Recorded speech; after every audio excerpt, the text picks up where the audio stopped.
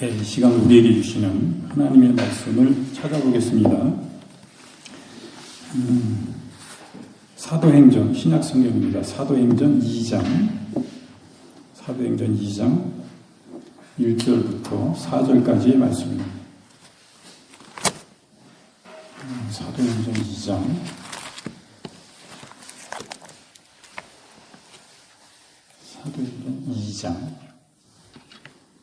1절부터 4절의 말씀입니다. 한 절씩 교독하겠습니다. 제가 1절 읽고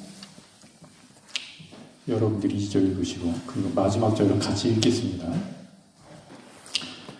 오순절 날이 이르매 그들이 다 같이 한 곳에 모였더니 우리로부터 가고 강한 바람을 큰 소리가 있어 그들이 앉은 온 집에 가득하며 마치 불의 혀같이 갈라지는 것들이 그들에게 보여 각 사람 위에 하나씩 임하여 있더니 그들이 다 성령의 충만함을 받고 성령이 말하게 하심을 따라 다른 언어들과 말하기 시작하니라. 아멘.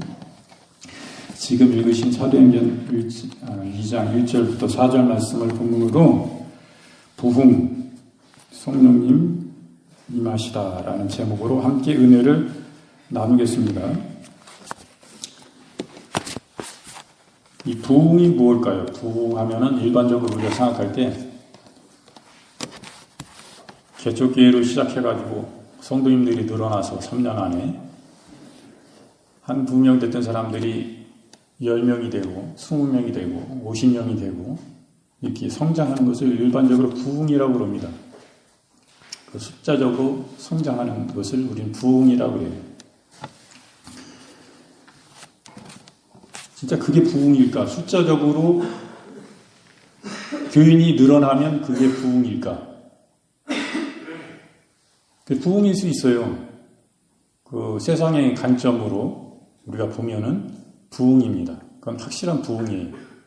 그러나 주님의 눈으로 볼 때도 그게 진정한 부흥이 돼야 되는데 주님 보시기에는 부흥이 아니다고 느껴지면 그건 부흥이 아니죠.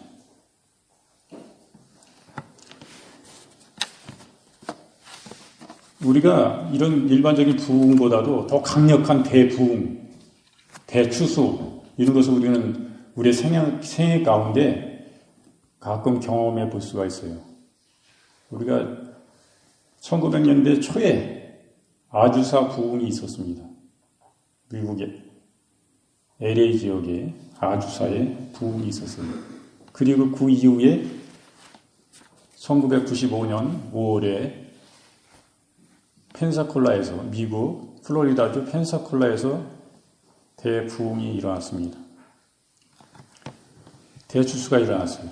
그것은 우리 생애 가운데 제 나이가 많지 않기 때문에 제 나이쯤 되면 그때 뭐 신학하고 사명 받아가지고 열심으로 했던 사람들 웬만한 사람들 다 그래도 비행기표 살 수 있는 그 재정을 마련해서 알바를 하든지 누가 빌려주든지 뭐 식구들이 후원을 해주든지 형제들이 이렇게 해서라도 거기 한번 다녀오는 거예요. 그 부흥의 현장을 이 대부흥을 눈으로 실제로 목격하기 위해서 그걸 사모하잖아요.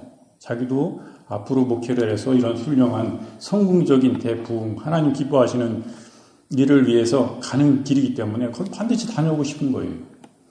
그러니까 그 미국의 그 펜사콜라라는 지역이 그렇게 큰 지역이나 큰 대도시나 이런 데가 아니에요. 그러니까 여주시 지금 많은 30만의 인구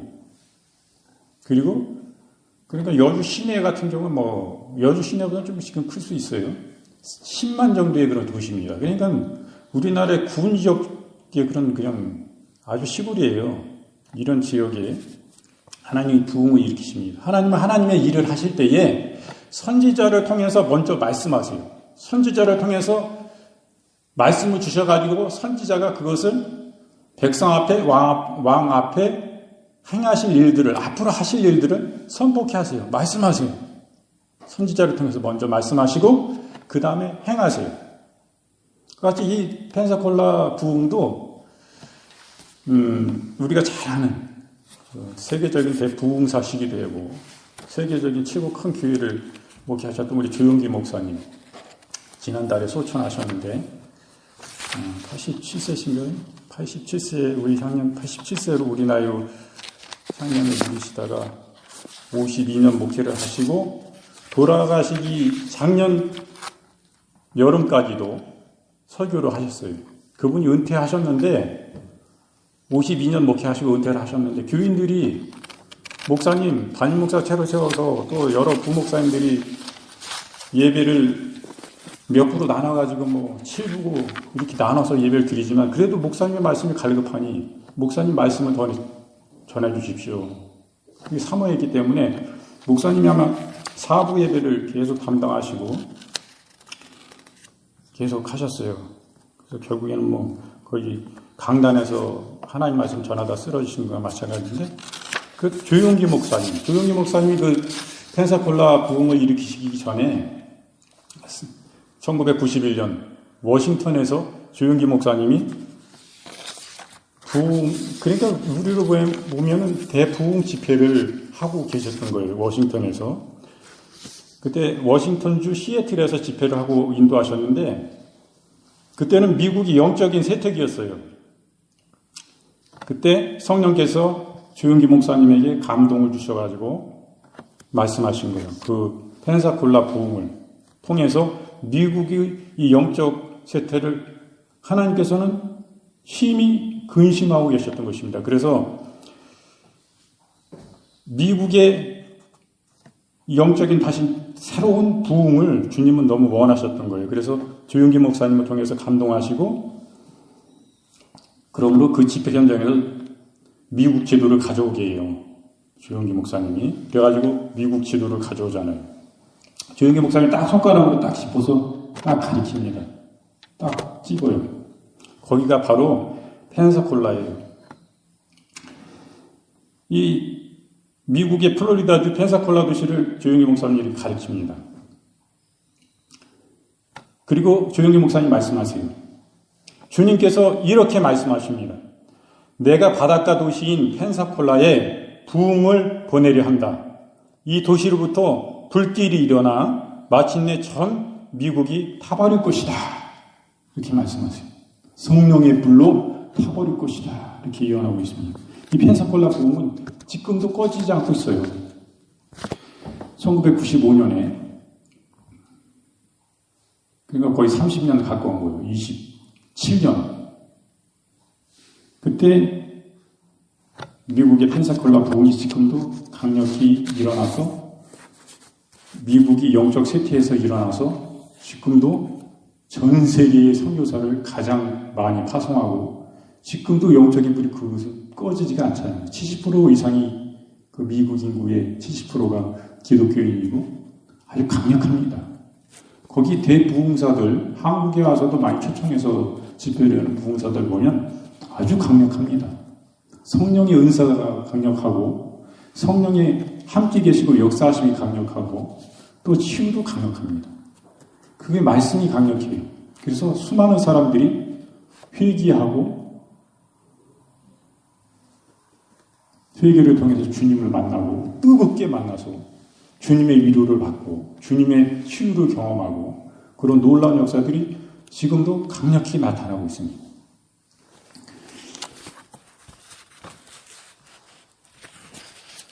이 펜사콜라의 부흥의 특징은 회개와 구원입니다. 회개를 통해서 우리 잘 알잖아요. 우리가 1907년 우리 장대영 교회에서 우리 또 회개 운동이 일어났던 걸 아시죠? 그때 한국의 부흥의 불이, 성령의 불이 떨어져서 지금 우리 한국교회가 이처럼 영적인 하나님 크게 사용하시는 우리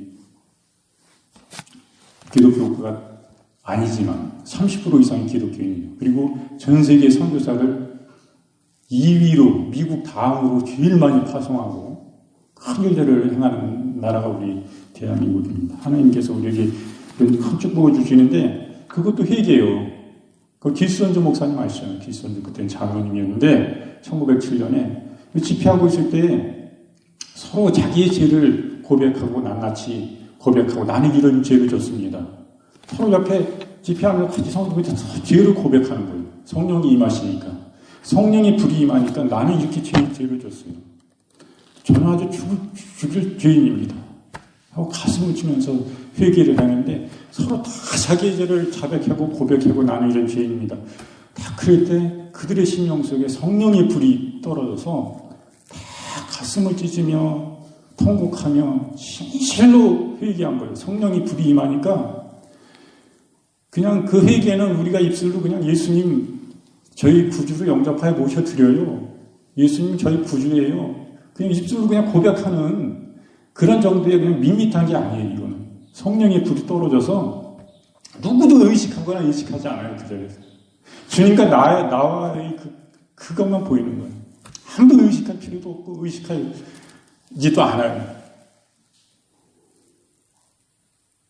그 진정한 부흥이 그곳에 일어난 것입니다. 그것은 바로 진정한 부흥이고, 부흥은 그 사람이 새 사람으로 변화돼서, 그죠? 죄됨을 회개하고 새로운 삶으로 돌이켜서 완전히 새 사람 되는 거예요. 성령 받으면. 성령의 권능 안에, 그분 안에 사는 삶입니다. 우리나라에 술 먹고 그냥 술주정하고 가족 괴롭히고 일도 안 하고 그런 가정들이 그 전에 많았잖아요. 그 노름하고 또 나쁜 또 다른 여자 자기 부인 놔두고 바람 피고 이런 일들이 수지 옛날에 1907년 그때는 엄청 많았어요. 그래서 첫째 부인, 셋째 부인, 첫째 부인 놔두고 둘째 부인, 셋째 부인 있는 사람들도 있었어요. 제가 어렸을 때도 둘째 부인 있는 사람이 있었어요. 그 건넌 마을에 둘째 부인인 사람. 거기 둘째 부인한테 애들이 있어요. 우리나라가 그랬어요. 얼마 전까지만 해도. 이런 것들 다 회개하고 이게 전혀 끊어질 수 없는 그런 것들을 술, 담배를 일순간에 그냥 싫어지게 하고 담배 생각만 해도 구역질이 나고 담배 끊기 그렇게 어렵다고 그러는데 그런 놀라운 역사들이 일어나기 시작했던 것도 바로 회개를 통해서 그런 역사들이 나타나는 것입니다. 그 회개는 능력이에요. 여기 펜사콜라의 브라운스빌 교회인데 여기 존 패트릭 목사님이 담임하는 교회예요. 이 목사님은 어렸을 땐 좀 불우하다고도 할 수 있어요. 아버지가 엄마하고 싸우고 고함치고 8살 때인데 이 목사님이 8살 때 아버지가 집을 나갔어요. 그래서 아버지 없으니까 엄마 혼자 그 가정을 꾸려나가려니까 가정 형편도 어려웠고 아버지도 없이 참 어려웠겠죠. 엄마만 있으니까 그 힘이 없잖아요. 그래서 어려움을 많이 당했을 거예요. 그때 그 나가버린 후에 기도하기 시작했어요. 이 목사님이. 그때 거대한 따뜻한 손이 그의 어깨를 쓰다듬으면서 시원한 물 한 컵을 주면서 이렇게 말했다고 합니다. 두려워하지 마라, 존. 내가 너희 아버지가 되어주마. 이렇게 말씀하셨대요. 어린 킬 패트릭은 하나님께서 자신의 기도에 응답하고 계시다는 것을 알게 됐어요. 그때 킬 패트릭은 성령 충만하기를 위해서 또 기도했어요. 1965년 아놀드 중학교 생물학 시간에 주님의 음성을 들었어요. 그때 주님 말씀하시길 존, 오늘 내가 너를 나의 말씀을 전하도록 불렀단다. 이렇게 말씀하셨어요. 너희 삶에 나쁜 영향을 줄 내 이웃의 소년과 소녀들을 멀리하렴. 이렇게 말씀합니다. 그들이 가까이 하면 내가 너를 잃어버리게 된단다. 오늘 내가 나의 말씀을 결코 의심하지 않도록 너에게 나의 부름을 확신시켜 주마. 이렇게 말씀합니다. 그날 학교 교목은 학교에 교목이라고 있어요. 목사님. 그 기독교 학교 같죠? 기독교 학교에는 목사님을 교목이라고 합니다. 목사님 계세요. 켈 패트릭을 보고 이렇게 말해요. 얼굴이 하나님의 영광으로 빛나는구나. 오늘 내가 다르게 보인단다. 라고 말해 주었습니다. 주님은 켈 패트릭의 어머니에게도 똑같이 말씀하셨어요. 이렇게 말씀하시는데 오늘 내가 너희 아들을 나의 말씀을 전하도록 불렀다. 아들의 삶에 나쁜 영향을 줄 이웃의 다른 소년, 소녀들에게서 멀리하게 하라. 이렇게 말씀을 하십니다. 이 목사님은 이 말씀에 또 한층 갈증을 느꼈어요. 그리고 1992년 이때는 목사님이 됐을 텐데 8월에서 9월 이렇게 말씀하세요. 이 목사는 내 집은 기도하는 집이라는 마태복음 21장 13절의 말씀을 의지하여 토요일 밤마다 성령 세례를 갈구하는 사람들을 위해 기도했다. 첫날 밤 100여 명의 교인들이 성령 세례를 받기를 위해서 기도를 했고 더 많은 사람들이 특별한 기도의 제목을 가지고 와서 기도를 받았다. 그리고 12가지의 기도 깃발을 만들었다. 100명 정도가 모여가지고 깃발을 만드는데 다 기도의 소원들이 다르잖아요. 어떤 사람들은 영적 전쟁의 그 기도의 소원을 가지고 항상 기도하는 사람이 있어요. 새벽마다 기도하는 사람이 있고, 뭐 시간 내서 기도하고 밤마다 기도하는 사람이 있어요. 어떤 사람은 가정을 위해서 기도하는 사람이 있고, 또 영혼들을 위해서 기도하는 사람이 있고, 나라의 지도자들을 위해서 기도하는 사람이 있고, 치유를 위해서 기도하는 사람이 있고, 목회자들을 위해서 기도하는 사람들이 있어요. 또 여러 가지 기도의 제목을 가지고 기도합니다. 그러니까 그 기도의 깃발을 거기다 가정을 위해서 기도하는 사람들은 여기 가정 깃발 하나 만들어서 여기에 모여서 가정을 위해서 그 사람들은 기도하고 100명이 모였더라고요. 이게 그룹을 나눠줘가지고 기도하는 거예요. 여기에는 또 영혼들을 위해서 또 여기는 나라의 지도자들을 위해서 기도하는 사람들 저 뒤쪽에는 뭐 다른 그런 치유를 위해서 기도하는 사람들 이렇게 해가지고 기도회를 열었다는 거예요. 이거 보니까 저도 90년도에 최전식 금식 기도원에 김원철 목사님이 원장님이셨는데 그때 그런 기도를 했었어요. 금요일날 그 철야가 있는 날인데 그날은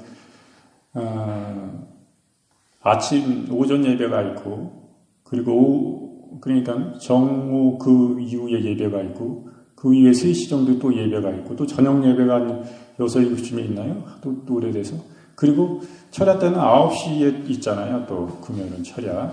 그때에 모여서 전국에서 거의 다 모여 이랬대요.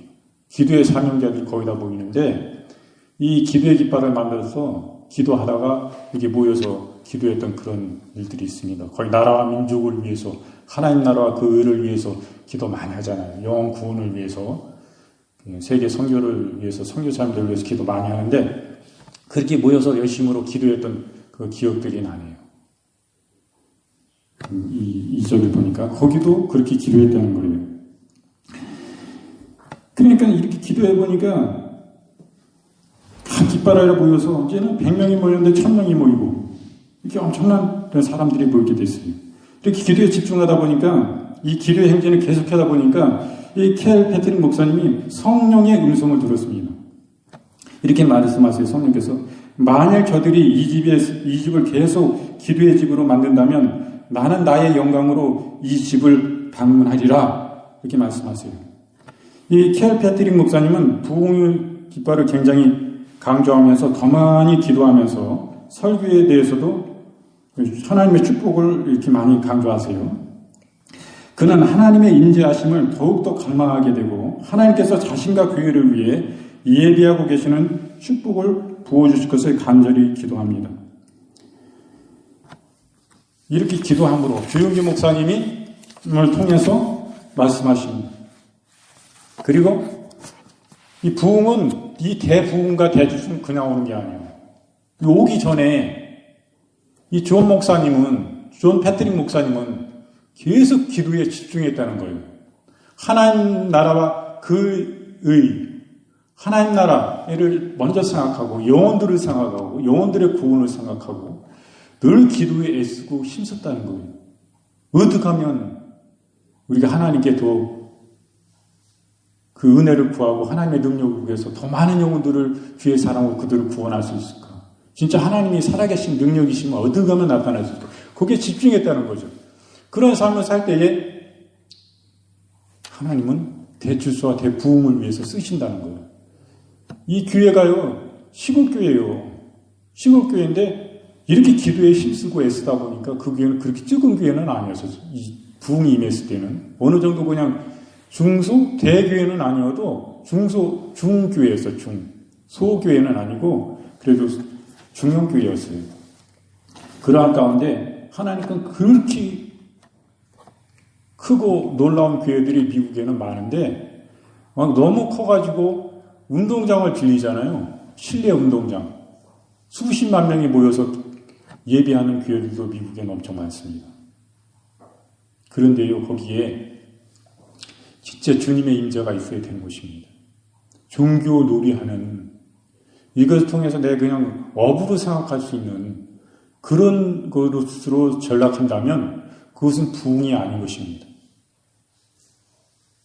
진짜 주님이 보시기에 부흥, 주님이 기뻐하심, 온전히 주님의 기쁨이 되는 것, 그것이 목적이 되어야 되는 것입니다. 그럴 때 하나님께서 영광을 받으시는데 이 펜사콜라 부흥을 통해서 놀라운 일들이 막 나타났어요. 성령님의 임재가 계시니까 수많은 사람들이 거기에 엎드려지고 넘어졌어요. 이 존 패트릭 목사님도 어떤 걸 경험하느냐, 그 부흥의 날이라고 그러는데, 부흥의 날이 1995년 5월 둘째 주일이었어요. 미국은 마더스데이가 엄마의 날, 엄마들의 날이 따로 있어요. 우리나라는 어버이 해가지고 아버지, 엄마 5월 달에 뭐 가정의 날 이렇게 같이 돼 있잖아요. 같은 달이잖아요. 근데 미국은 5월 달이 어머니의 날이에요. 그리고 6월 달이 아버지의 날입니다. 그렇게 따로 돼 있어요. 근데 어머니 날이니까 5월 둘째 주 주일날을 어머니 날로 거긴 지키거든요. 어머니들의 날로. 근데 5월 둘째 주일날 이 대부흥이 성령께서 그 교회를 강타하신 거예요. 그 존 패트릭 목사님을 강타하신 거예요. 성령이 오순절날 강한 바람과 같은 소리 있어 혀같이 갈라지고 그곳에 임하셨어요. 그럴 때 막 그곳이 진동했다고 그랬어요. 그것과 같이 그 존 패트릭 목사님의 다리 사이로 강한 바람이 확 몰아치는데 그 목사님이 그 권능을 감당할 수가 없어가지고 그 자리에서 엎드렸다고 해요. 그 자리에서 넘어진 거예요. 일어날 수가 없는 거예요. 한번 넘어지니까. 몇 시간 동안도 못 일어나는 거예요. 자기 의지와 힘으로 아무리 일어나려도 할 수 없는 거예요. 그것은 왜 성령님의 충만하심이, 성령님의 권능이, 성령님이 그곳에 확 그냥 임재해 버리니까, 그곳에 와 계시니까, 그냥 그 성령님 너무나 크고 놀라우신 분이기 때문에 그분의 중압감으로 그냥 눌려서 못 일어나는 거예요. 성령께 물리면 못 일어납니다. 우리가 성령 충만 속에 살고 주님을 갈구하고 주의 나라를 갈구하고 그 소원 속에 우리가 매일 무시로 깨워서 우리가 기도한다면 우리도 이런 건 무시로 경험하는 거예요. 그냥 앉아 있어도 자기가 못 일어나. 어떤 때는 성령님을 우리가 까지 붙잡고 있을 때 못 일어나. 왜? 성령님과 임재하시기 때문에 성령님이 계시면 공기 자체가 무거움으로 임하는 것입니다. 그 무게감을 느껴요. 자기가 무게감을 느껴. 여러분도 이런 거 느껴보셔야 됩니다. 너무나 자연스러운 거예요. 그리고 어떤 사람들은 막 펑펑 울고 가슴을 찢고 회개하고, 어떤 사람들은 막 깔깔깔깔 막 웃고 별일들이 다 일어나. 그러니까 이것은 거룩한 무질서라고 합니다. 성령이 임하시면 어떤 사람은 막 진동하는 거예요. 성령님 임하시니까 그 생애 가운데 그 사람 체험치도 못했는데 이 사람이 막 파킨슨이나 이런 뭐 병 걸려가지고 진동하는 게 아닌데 갑자기 성령님이 임하시니까 막 진동하는 거예요. 별일들이 막 나타나. 어떤 사람은 막 춤추고. 왜? 우울증에 빠졌던 사람들 치유되면 주님이 성령께서 그 심장을 강타하실 때 만나주시면 그 사람은 완전히 우울증에서 해방되고 그곳에 평화가 임하고 얼마나 기쁨이 임하겠어요. 얼마나 감사하겠어요. 그 주님이 그 우울증이란 그 어둠의 늪 속에서 죽음과 공포 가운데 나를 그분이 해방시켜 주시고 진정한 왕으로 내 곳에 오셔서 나의 진정한 위로자로 오셔서 나를 위로해 주시고 사랑하는 나의 딸아, 사랑하는 나의 아들아, 네 힘들었지. 그러면서 그분이 환한 빛으로 오셔서, 강력한 빛으로 오셔서 그 어둠이 즉시로 물러날 때 내 속에 찾아온 그 평화, 그 평강, 그 기쁨, 말할 수 없는 기쁨이 있을까. 그곳에는 우리가 눈물로 말할 수 없는 그 감격을 표현될 수도 있겠지만은 저는 그 거룩한 웃음은 제가 경험해보지 못해서 잘 모르겠는데, 그런 일들이 막 있다고 그래요. 성령이 임하시면 이런 일들이 부지기수로 일어나는 것입니다. 우리가 성령님을 강력히 의지해야 되는 거예요. 우리가 이 생애를 살면서 한 번뿐인 인생을 사는데, 우리가 이 땅에서 이걸 다 경험해보고, 체험해보고 나아가야 됩니다. 성령의 권능에 붙잡힌 바 돼서, 우리들이 이 성령의 권능과 성령의 은사와 성령의 능력들은 전이 돼요, 전이. 그 사람이 그런 성령님으로부터 충만함을 받으면, 그것이 함께하는 그 마음을 나눌 때, 그들 속에도 이와 같은 성령님의 역사가, 권능이 나타나는 거예요.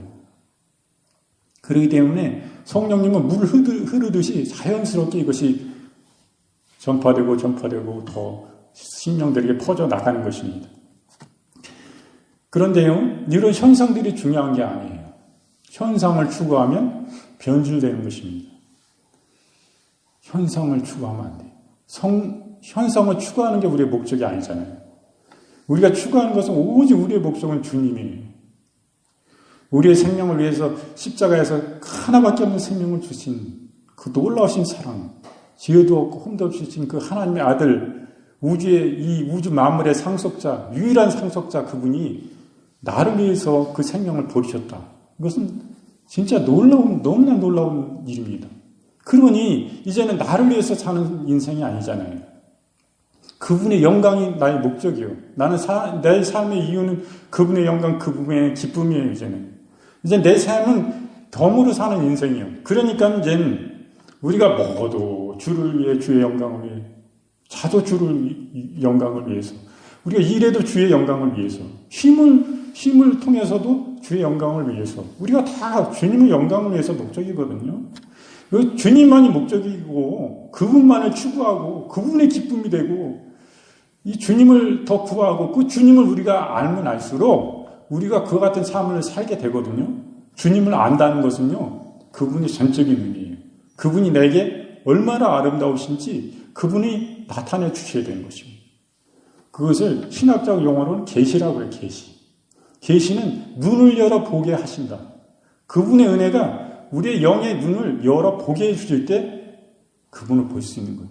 그분은 알면 알수록 그분은 너무나도 죄도 없으시고 너무나 정의와 공의가 차고 넘치는, 흘러 넘치는 그런 분이기 때문에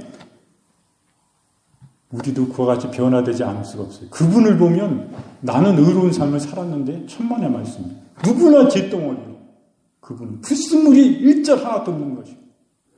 그분 앞에 그분 거울이 되셔서 우리를 비춰주세요. 인생은. 그렇기 때문에 누구라도 죄인입니다. 주님. 그분 앞에 두려움으로 떨 수밖에 없어요. 그분은 너무나 의롭고 정의로우신, 사랑이 많으신, 긍휼이 충만하신 분이기 때문에 그분 앞에 비춰질 때에, 그분이 당신을 나타내 주실 때에, 내 사랑을 만나 주실 때 우리는 변화되지 않을 수가 없어요. 우리 심령을 찢고 진짜 회개하고 돌이킬 수밖에 없어요. 내 부끄러운 모습을 볼 수밖에 없어요. 그게 주님입니다. 그게 주님을 아는 거예요. 성령님은 우리를 그 주님께 인도해 주셔야 된다.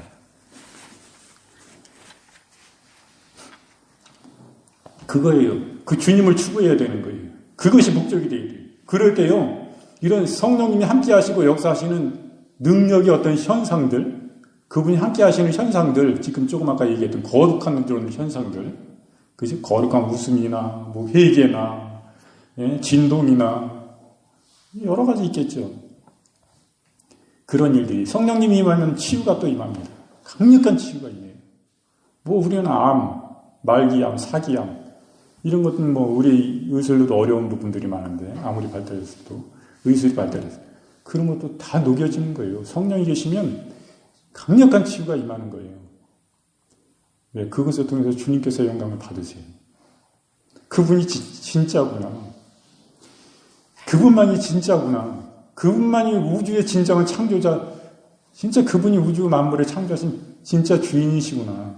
그것을 통해서 더 그분의 영광을 보게 되는 거예요. 그분이 진짜라는 것을 알게 되는 거예요.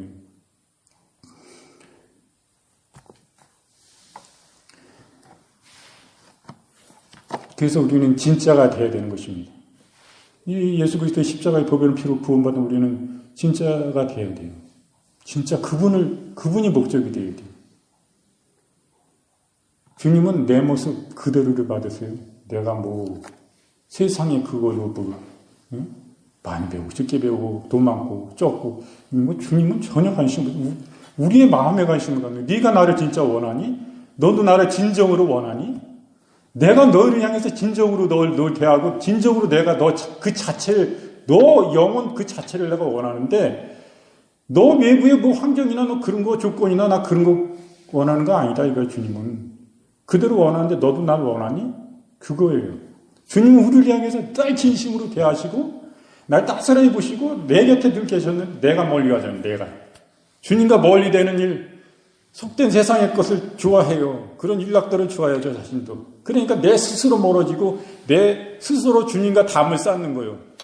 나는 준비가 안 됐어. 누구를 위해서 기도해 주더라도 나는 기도를 매일매일 기도 못했던 것들 보면은 나는 기도할 자격이 안 돼. 스스로 이래고 있거든요. 우리 주님은 진짜 좋으신 분이거든요. 그래서 주님과 모든 게 다 있어요. 주님 안에 구원이 있고 생명이 있고 거기엔 치유도 있고 거기는 재정과 물질도 있고 다 있는 것입니다. 주님 그래서 세례요한은 말했어요. 천국은 침노하는 자의 것이니 너희가 들어가서 침노하라. 노력해서 그 힘으로 뺏어라. 이렇게까지 표현을 해요. 천국은요 그거 내가 하나 뭐 취했다. 금덩어리 하나 내가 취했다. 재정을 취했다. 치유를 취했다. 뭐 성령의 은사를 취했다. 그래서 그게 없어진 게 아니에요. 내가 하나 가져가면 금방 채워져. 계속 채워지는 거예요. 부족함이 없는 거예요. 천국에는. 그 천국의 그 보고 그 창고에는 그 보물 창고에 그것을 우리가 믿음으로 취하고 나가요. 왜? 내가 잘 먹고 잘 살라고? 그게 아니라 주의 영광을 위해서. 주의 나라를 위해서. 주의 교회를 위해서. 영혼 구원을 위해서 가져와야 되는 것입니다. 그래서 침례에 나아가야 되는 거예요. 믿음으로 돌파하고 나아가야 되는 거예요. 하나님 말씀과 기도로 돌파하고 우리가 그것을 쟁취해야 되는 것입니다. 그래서 하나님의 영광, 그 기쁘심을 위해서 그 목적이 되어야 돼요. 그것이 목적이 되어야 되는 것입니다. 그럴 때 하나님께서 영광을 받으세요. 부흥의 목적이 뭐예요? 대부흥의 목적이 뭐예요? 그분의 영광이에요. 수많은 영혼들이 온 민족이, 온 백성이, 온 세계와 열방이 그 크신 하나님의 사랑 앞에 다 무릎 꿇어져야 되기 때문에 그분이 진정한 지존자이시고 그분만이 유일하신 창조자시고 그분을 십자가에 못 박은 이런 인류가 다 그 앞에 회개해야 되잖아요. 그분을 높이고 그분 앞에 구원을 받아야 되잖아요. 아니 우리 믿는 사람들만 위해서 그분이 십자가에서 당신의 생명을 버리신 것이 아닙니다. 우리 믿지 않는 사람들까지 온 인류를 위해서 그분이 그 귀한 생명을 버리신 거거든요. 다 돌이키고 돌아와야 됩니다. 어리석은 인생들이 어디로 와서 왜 살며 어디로 가는지 모르고 살잖아요. 하나님께로 왔고 하나님이 보내셔서 이 땅에 살다가 하나님의 영광과 그 크신 하나님의 영광을 드러내고 예배하는 삶을 살다가 하나님께로 돌아가는 인생이에요. 그러니까 어리석은 인생들이 이 땅에 와서 하나님 보내셨는데 하나님을 이 땅에 찾지 않으면 하나님께 돌아갑니까? 하나님께 그러냐 마귀에게 돌아가고 지옥으로 돌아가고 멸망으로 하잖아요. 소경이니까 아직 그들은 알지 못하니까 진리를 알지 못하고 눈이 가리워져서 주님을 알지 못하기 때문에 그런 걸 택합니다. 우리가 어떤 성령의 은사와 권능이 나타날 때에도 그렇기 때문에 본질이신 예수님을 추구해야 돼요. 그러면은 다 있는 것입니다. 거기 재정도 있고 치유도 있고 강력한 은사들도 있고 주님의 위로와 긍휼도 있고 그런 거예요. 강력한 부흥이 있는 거예요. 주님을 추구할 때, 주님만을 구할 때 그것을 나타내야 됩니다. 그럼 주님만을 원해 이런 거는 필요 없어요. 필요 없어. 그런데 성령의 역사인데 그거 나타나는 거예요. 그게 당연히 나타나게 되죠. 주님만 추구하면 진짜가 나타나는 거야. 강력한 진짜가 가짜고 사기치는 그런 가짜가 나타나는 게 아니고 진짜가 나타난다 이거예요. 그 흉내는 누구나 낼 수도 있어요. 마귀도 흉내를 냅니다. 성령의 은사를 흉내내요. 그러니까 예수 그리스도 십자가의 보혈만 흉내 못 내지 모방 못하지 마귀가 다 모방합니다. 성령의 은사들도 모방하고 방언도 모방합니다. 진짜가 아니지만 그렇기 때문에 주님을 추구해야 돼요. 그럴 때 우리가 진짜가 되는 것입니다. 우리가 진짜가 되어야 돼요. 주님 보시기에. 누가 보고 이렇게 내 중심이 주님 앞에 바라야 된다는 거야. 내 마음이 주님 앞에 정직해야 되는 거예요. 내 마음 다 깨뜨고 계신데 주님께 뭘 감추려고 그래요. 그게 어리석은 거지. 주님을 너무 모르는 거지. 다 주님 앞에는 다 싫대. 내가 이런 죄를 잘못했고 이런 마음을 가졌었고 누구한테 이렇게. 이게 중요한 거예요. 주님 앞에. 그렇기 때문에 이런 강력한 역사 가운데 주님을 구하면, 주님을 간절히 구하면, 주의 나라를 구하면 부흥은 저절로 일어납니다. 그 교회와 그 목회자를 통해서 주님이 부흥을, 대부흥을, 그분이 꿈꾸시는 그런 기뻐하시는 비전들을 주시고 나타나지 않을 수가 없는 겁니다. 그렇게 우리가 만들어야 돼요, 주님. 그게 주님의 소원이에요. 내 소원 내기보다도 그것이 먼저는 주님의 소원입니다. 우리들의 소원보다 그건 주님의 소원이에요. 그렇기 때문에 주님이 얼마나 그 소원들을 이루시기 원하시겠어요, 영혼들을 위해서. 그에 대한 너무나 강력한 그런 게 있는 거예요. 그러니까 우상과 무당 이런 데 뺏긴 것 우리가 다 찾아와야 됩니다. 우리 기독교 안에서 잘못된 게 하나님 말씀 안에 있는 것까지도 잘못됐다고 그래요. 계시라고 그러면 잘못됐다고 그래요. 여러분, 계시를 받을 때 선지자들이 주님과 직접 받습니다. 지금 성령이 임하시고 이후부터는 예전에는 왕하고 선지자들에게 기름을 제사장이나 특별한 지도자들에게만 성령께서 기름을 부으셨어요. 그러나 지금은 성령이 만민에게 임하셔서 오순절날, 오늘 이거죠. 오순절날 사도행전 2장 1절부터 만민에게 임하시는 거예요. 만민에게 기름 부으시는 이 세대가 온 것입니다. 그렇기 때문에 성령께서 직접 계시하는 걸 뭐라고 그래요? 직통 계시라고, 직통. 여러분, 성령께서는 우리 개개인이 직접 그분과 통하고 예수님과 직접 통하고 중보자 대신 예수님 안에서 우리가 통하는 것입니다. 그런데 누구를 통해서? 아니, 내가 목사님이니까?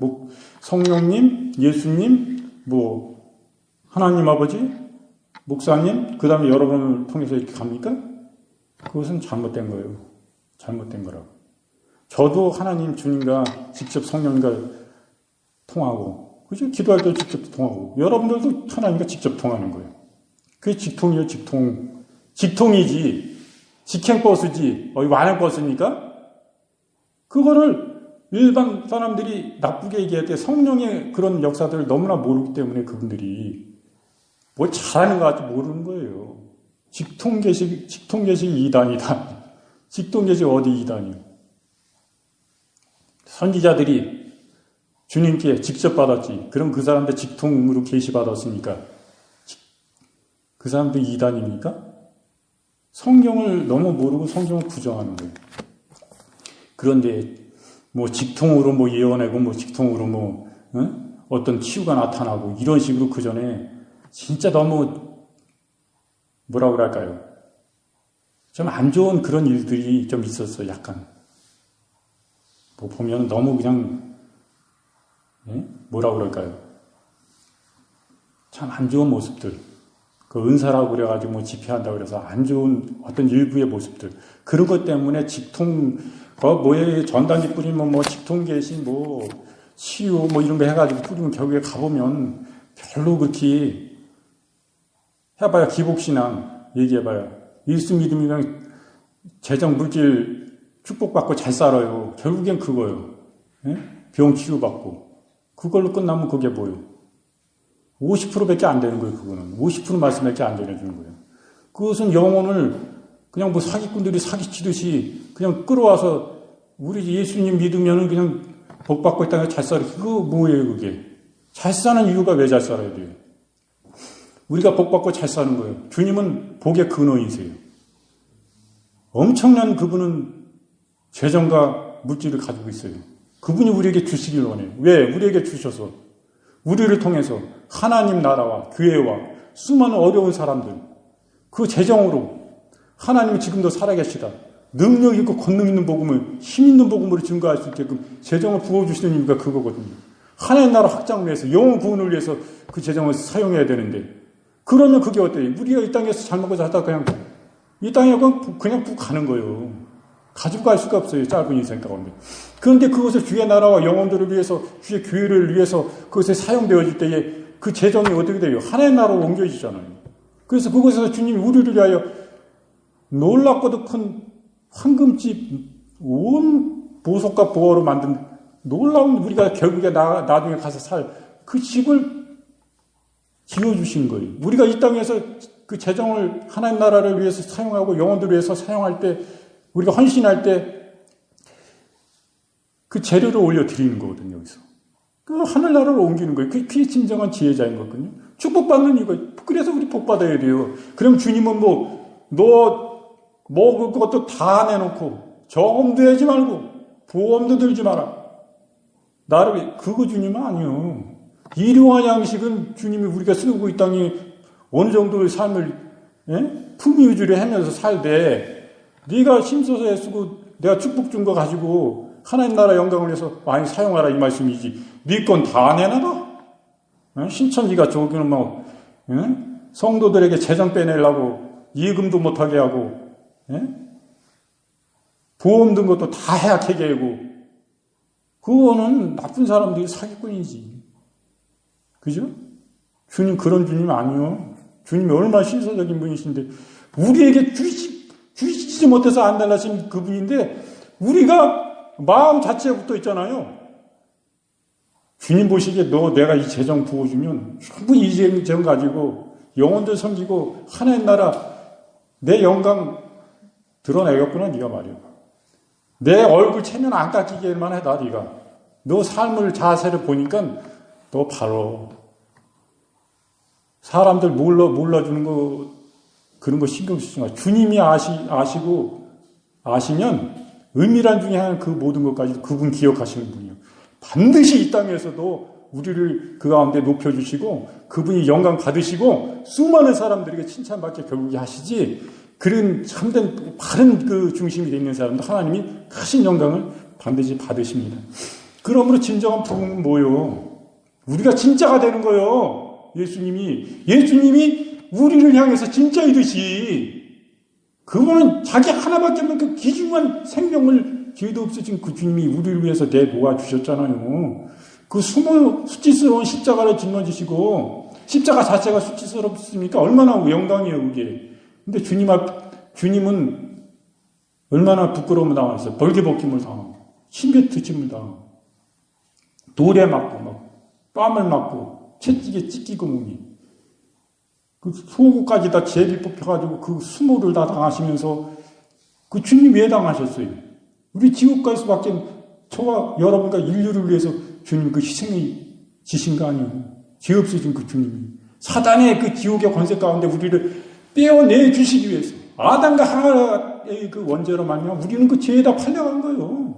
사단에 속해 있던 사람이요 지옥 갈 것은 아주 정해진 코스였는데 거기서 그 길에서 우리를 빼낼 수 있는 분은 예수님이요. 그분이 십자가 위에서 죄 없으신 분이 유일한 이 땅에 죄 없으신 분 한 분. 그분이 십자가 우리에서 희생제물이 되시고 죽으시지 않으면 우리 그 가운데서 못 빼내는 거예요. 지옥에서. 사단에게서 못 빼내는 거예요. 그 주님의 그 귀한 생명을 십자가 수모를 당하시면서 내어주셨는데 우리는 어떻게 돼요? 진짜가 돼야지 우리도. 주님 우리 진짜로 오셨는데 우리도 100%를 드려야 되는 거예요. 아직 준비 안 됐어요? 다음 주엔 더 기도하고 완전 100%래요. 내 목적은 이제는 주님의 영광 위에 산다. 이게 목적이 될 때. 이 사람은 진정한 부흥을 주님이 이루신 거예요. 이 사람한테서 하나님이 이제 영광 받으실 일밖에 안 남았어요. 수많은 영혼들이 이 사람들을 통해서 위로하게 하시고 이들이 주님을 알게 하시고 주님 영광 반드시 받으십니다. 우리 평생 돌아가서 못하는 거 아니에요.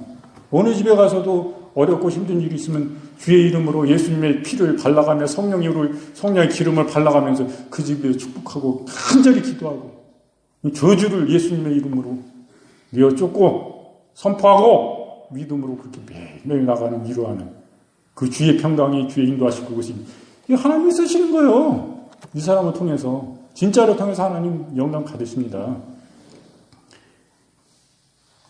그래서 오늘 진짜 부흥은 뭔가? 숫자가 많아진 게 이게 부흥인가? 한두 사람이 한두 사람도 두 사람이 모여서 그거 진짜 되면 그게 진짜예요. 강력한 거예요. 하나님 나라 영광, 하나님의 보좌를 뒤흔드는, 진동하는 그런 강력한 역사는 그런 데서 나타나는 거예요. 우리가 진짜가 될 때, 저 자신부터 제가 진짜가 될 때, 저에게는 얘기예요. 저에게. 제 자신이 문제지. 그죠? 그래서 오늘은 이 대집사와 부흥에 대해서 잠깐 이렇게 봤는데, 계속적으로 이 성령의 부흥에 대해서 이렇게 살펴보고, 그리고 더 주님 안에 끼어 있는 이 시대, 그러므로 부흥 안에 주님의 그 심장 가운데